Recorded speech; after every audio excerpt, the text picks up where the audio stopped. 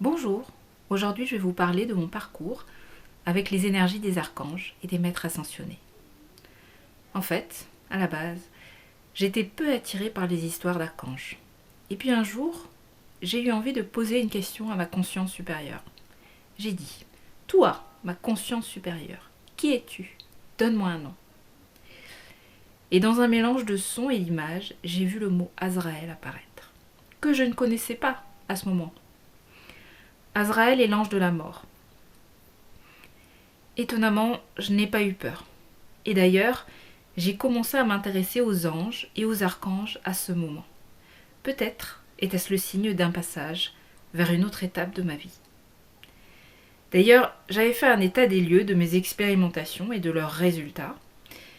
Maintenant que ma santé est en constante amélioration, d'autres questionnements ont émergé, qui sont plus de l'ordre existentiel.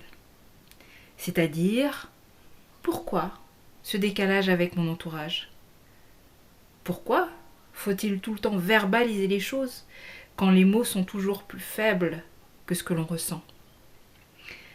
C'est un vrai apprentissage de parler pour moi. J'ai fait beaucoup d'exercices et de défis pour arriver aujourd'hui à prendre la parole en public. C'était long et laborieux. Et puis, il y a aussi pourquoi faut-il manger? Alors manger n'est pas un passe-temps chez moi. Je le fais parce que j'ai faim. Et il se trouve que j'apprécie certains plats, mais j'ai la conviction profonde qu'un jour je n'aurai plus besoin de manger. Seulement, ce n'est pas encore le moment, ou sans doute pas pour cette vie. Donc voilà, des questions existentielles qui remontent, et des capacités retrouvées de mon enfance que j'ai un peu de mal à intégrer. Ma question fondamentale est comment me sentir mieux sur Terre? Je me suis donc tournée vers les nettoyages karmiques et j'ai commencé à les faire plan par plan. Lors d'un de ces nettoyages, je me souviens d'une vision qui m'a marquée. Je me suis retrouvée dans une scène de destruction. Tout était en feu. Les gens, les bâtiments, les scènes s'enchaînaient comme des flashs. Puis, je me suis retrouvée devant un miroir et un homme est apparu dans ce miroir. En même temps que je regardais, je sentais qu'il voulait plus de pouvoir et de puissance, comme une addiction. Et d'un autre côté, je sentais que son cœur était brisé en 1000 morceaux d'avoir fait tout ça. Et au fur et à mesure que je le regardais, ses traits devenaient de moins en moins humains. C'est donc ça. Il faut se souvenir pour tourner la page. Et puis, bien plus tard, j'ai lu la description du nettoyage karmique sur le plan d'Orion. Il y a quelques mots qui m'ont littéralement sauté aux yeux, et notamment « rentrer à la maison ». Et moi, je voulais terriblement rentrer à la maison, sans savoir ce que c'est vraiment. Effectivement, lors de ce soin, j'ai pleuré de joie, comme si je revenais d'un exil qui a duré une éternité.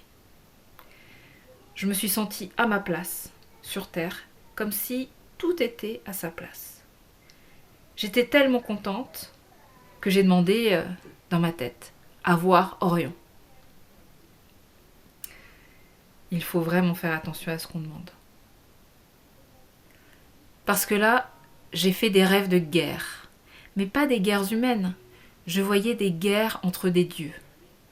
Donc pendant 2 semaines, la nuit, je voyais des montagnes trembler, des océans se déchaîner, et le jour, je me retrouvais devant mes tableaux Excel et mes présentations PowerPoint, et j'avais l'impression que c'était ça, la science-fiction. J'avais beau demander que ça s'arrête, j'entendais devoir de mémoire. Heureusement que ça s'est arrêté. Quelque temps après, j'avais Lumière de l'unité d'Orion qui tournait en boucle dans ma tête et des mots sur le pardon. C'est à ce moment que j'ai appelé cette énergie pour la première fois. Et d'ailleurs, j'en ai fait ma première vidéo sur ma chaîne. C'est donc une forme de réconciliation avec moi-même et mon incarnation qui s'est opérée au fur et à mesure des nettoyages karmiques et des reconnexions au Dharma. Et c'est comme si, aussi, j'ai libéré une force intérieure que j'ai bridée pendant très longtemps. Pendant tout ce temps, je m'étais battue contre cette force, c'est-à-dire contre moi-même, pour garder le contrôle sur ma vie, pour qu'elle soit normale et parfaite. Et par exemple, pour ma chaîne vidéo, c'est cette force qui a pris la main. Parce que j'ai décidé de me laisser guider et je sens bien que c'est le chemin pour devenir moi-même. Alors, je n'ai aucune idée de ce que c'est exactement moi-même, mais je pense le découvrir au fur et à mesure du chemin. Évidemment, ce lâcher-prise n'est pas évident tous les jours. Et comme ma spécialité, c'est la gestion de projets informatiques, j'éprouve parfois le besoin de cadrer mes démarches, de structurer les informations que je consulte et que je reçois, d'établir des points d'étape ou même de mettre en place des indicateurs de performance. Et je finis dans une boucle ou un labyrinthe du mental où plus rien n'a de sens. Donc, pour éviter de sombrer dans ce trou noir, j'utilise mon intuition pour identifier ce qu'il faut faire et mon mental pour comment le faire et mes marges de manœuvre. J'utilise mon ressenti pour suivre l'avancement de mes démarches et mon mental pour gérer leur mise en place et ma capacité matérielle à le faire. Donc, à chaque fois, j'ai la sensation de mobiliser des parts de moi-même qui sont presque incompatibles l'une avec l'autre, tant elles sont différentes. Mais je sais que si j'utilise mon mental au mauvais endroit, je vais tourner en boucle dans ma tête. Et si j'utilise mon intuition au mauvais endroit, ce que je fais devient n'importe quoi. Au final, j'essaie de trouver un équilibre. Et en fait, c'est le grand défi pour nous tous. Accepter toutes les parts de nous-mêmes et trouver un équilibre dans tout ça. En tout cas, c'est un équilibre que je vous souhaite. Voilà, j'espère que ce témoignage vous donne un point de vue intéressant sur ce que peuvent apporter les énergies des archanges et des maîtres ascensionnés.